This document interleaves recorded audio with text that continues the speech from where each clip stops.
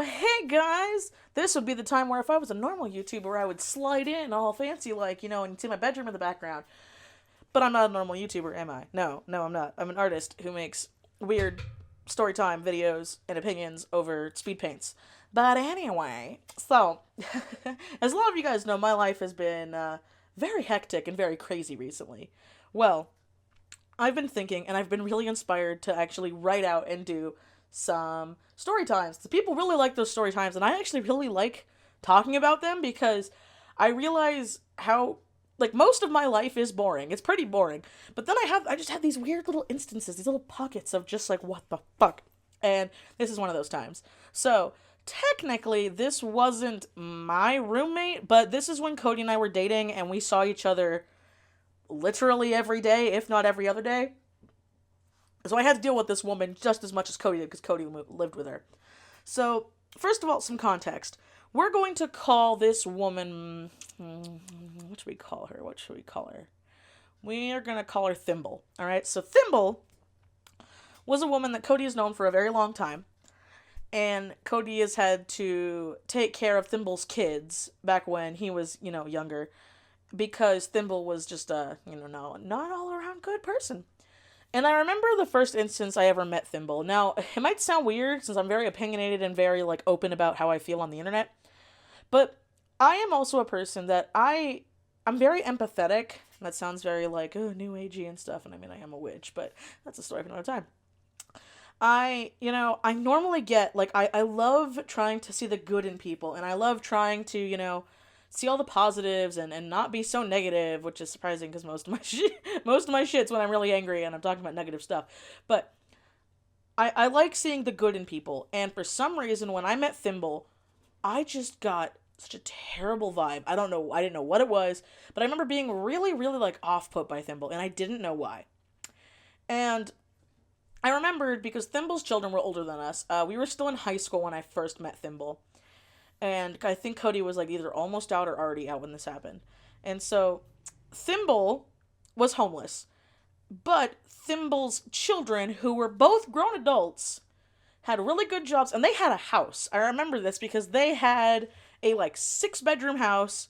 Thimble's siblings. Thimble's tongue-tied. Thimble's children had a really big house, and they only lived with one other person, which was Thimble's daughter's boyfriend. And I remember, even in high school, being wait, their mom is homeless. Why won't they let their mom live with them in their 6-bedroom house? Like, little high school Michi, that didn't compute. Because I remember being well, if I had a 6-bedroom house and it was just me and my partner and one other person, and my parent was literally homeless, I would let them live with me. So that was red flag number 1. All right, red flag number 2 was Thimble had been living there for a while, and everything was, whatever. Thimble was just there. But there was this instance where Cody and I had a fight. Now, Cody and I, we're a normal couple. We fight. But I remember, it's the funny thing. I don't even remember what the fight was, but I remember it was a bad fight. And we had actually had friends over, and we knew we had to talk it out. That's something Cody and I have always done. Is we've never been a couple just let the anger stew. We've always talked out our stuff. So we felt really bad because we had friends over, but our friends were also doing other things. So we told them hey, we need to talk about this. Well, I'm sorry, we're going to have to go. So we didn't even leave the house. We just went upstairs and we had our fight. Maybe we were gone an hour, max. Our fights are never that long. I remember we talked it out. We got over it. One of us apologized. I don't remember which one was wrong, but one of us apologized. It's not a thing about being a couple is, when you're wrong, you gotta admit you're wrong, bitch. And so, we come back down and our friends were just kind of doing whatever. I think they were watching a movie or something. No, they didn't care. They literally didn't care. And so, Cody went with our friends to go get something to eat, and I was at the house still. And Thimble is doing dishes or something, and Thimble doesn't talk to me. We're not saying anything. Just really loudly while she's doing the dishes goes, "That was really rude." And I was excuse me? And she's that was really rude. And I was what was rude? I was wondering, I did something. She's you just leaving your friends like that was really rude. And I was like, I was literally, like, in shock. I'm like, excuse me?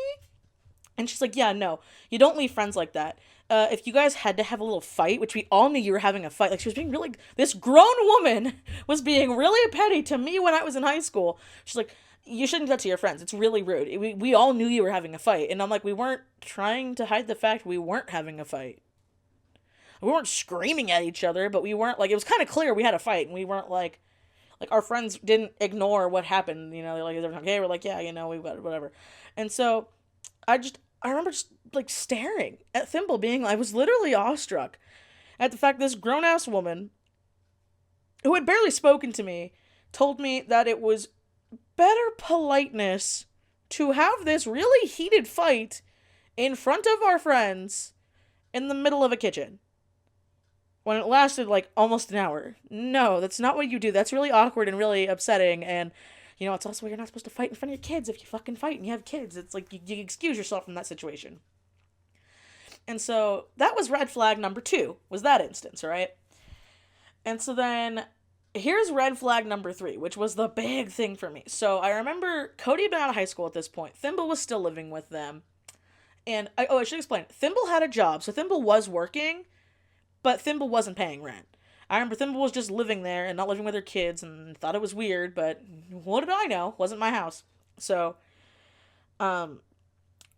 Cody's, another roommate of Cody's and Thimble were going out to Vegas. Because, I don't remember, something was going on with Thimble's car, and they used, what can we name the other roommate? What can we name the roommate? Let's call him Needle, okay? So, there was Needle and there was Thimble. Needle's a boy, Thimble's a girl. Both grown-ass people. These are, like, my parents' age people.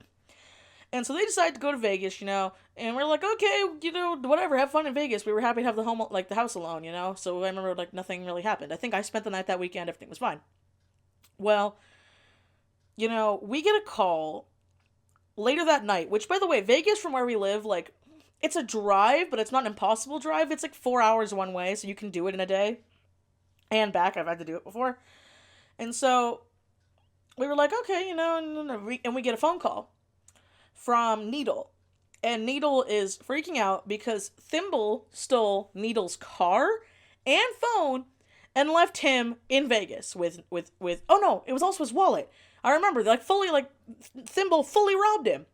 And he didn't know how to get home, and he didn't know how to contact anybody, and we didn't know how to contact anybody, because back in the day, there wasn't stuff like Venmo, and there wasn't PayPal apps where you can, and PayPal was a thing, but you couldn't just, like, Noom people money, and Uber definitely wasn't a thing, you know, so none of us knew how Needle was gonna get back, because at the time, like, I believe, no, okay, I was wrong. Yeah, Cody was still in school, but he was out of high school, he was in technical school.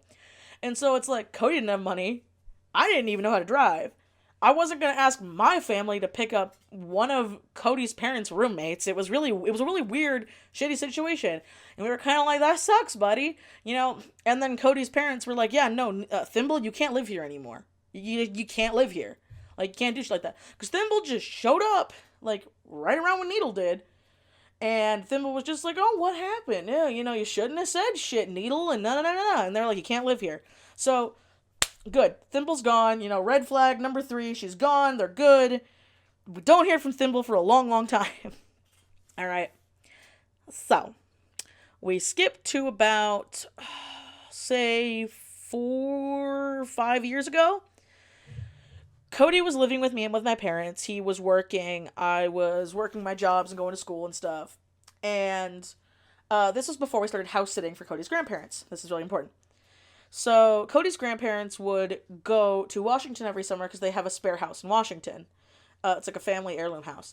And so what happened was Cody's grandparents originally had people who were like, I guess you can call them groundskeepers, but they lived on the property. Like, there was a trailer on the property, they lived on the property, and they always took care of the house over the summer. Well, those people moved, and they didn't have anybody anymore. And Cody had just started work, and he was working for minimum wage. I was working for minimum wage. So we couldn't afford the gas to go to work and school while living out where we live, you know, well, where we did live. I forgot we're moving. Yes. Well, where we used to live, you know. And so they were like, oh, okay. And then Cody's dad out of nowhere goes like, hey, well, Thimble can watch the house. Thimble works from home. Which I was like, Thimble? We haven't heard of Thimble in years. And now you want Thimble to watch your parents' house? And Cody's parents were like, yeah, we can trust Thimble. And no. And then I brought up, the sketch thing with the kids. I brought up the fight incident. I brought up the whole Vegas thing with Needle. And I'm like, no. We can trust her. We can trust Thimble. So Cody has a shop here at his grandparents' house where he works on his cars. And this is where he also refurbishes all of his old cars. His grandfather also refurbishes old cars. Like, a lot of people think we're rich, we're really not. Cody just knows how to get cars for a steal. And he loves, repurposing them and making them really nice and fancy. And when you're in the car industry and you're a car person, you understand that, like, that shit takes so much time if you don't have a lot of money. So a lot of heart and soul goes into fixing your cars. Well, we were over here once, and Thimble's having a party. Now, keep in mind, Thimble is our parents' age, so this is a person in their 50s and 60s, and they're having a hardcore party like they're in high school. And we're just like, what the hell is this?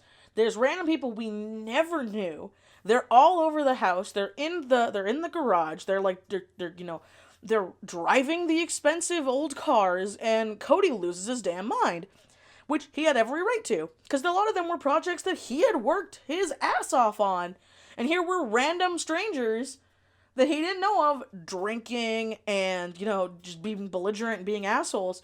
And so Cody calls up his grandparents and is like, do I need to call the police to get these people off your property?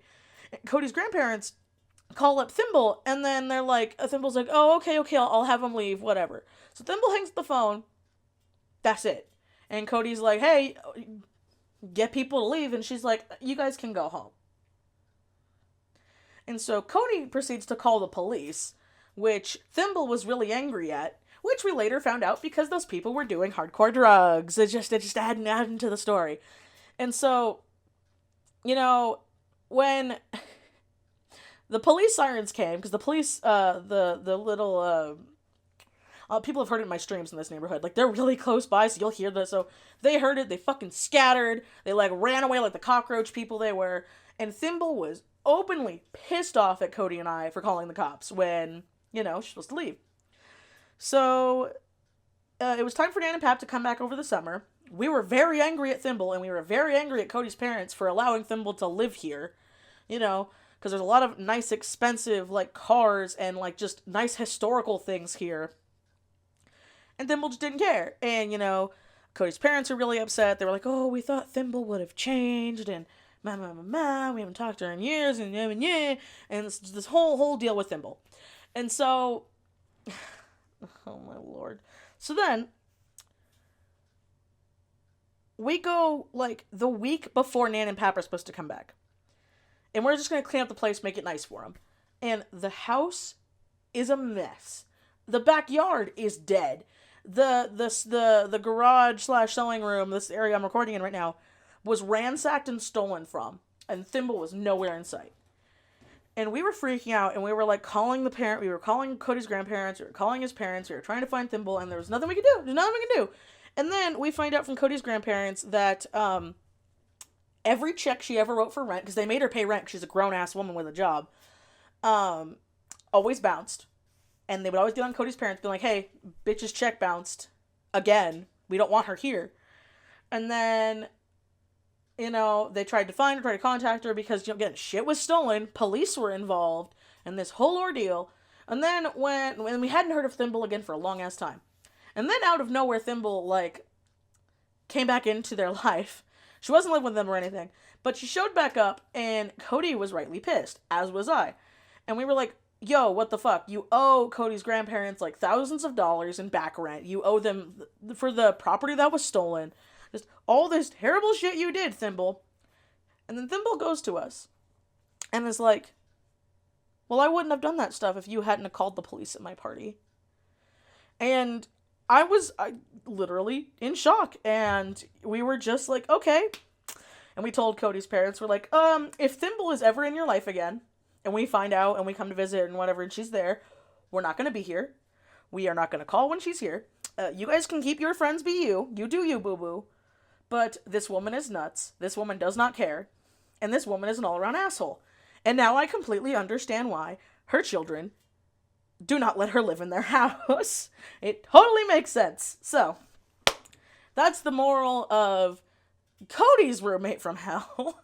But I was also here for many of the instances. If you guys want to hear about my roommate from hell when I was in high school, I will totally share it. Just let me know. And I also have a couple more story time ramble ideas that I really want to record because I'm like really inspired to do them right now. But yeah, guys, at the time of recording this, it should be in October, which means it should be my wedding month. So, you have pre-recorded footage. And as always, guys, I will see you next time. Bye!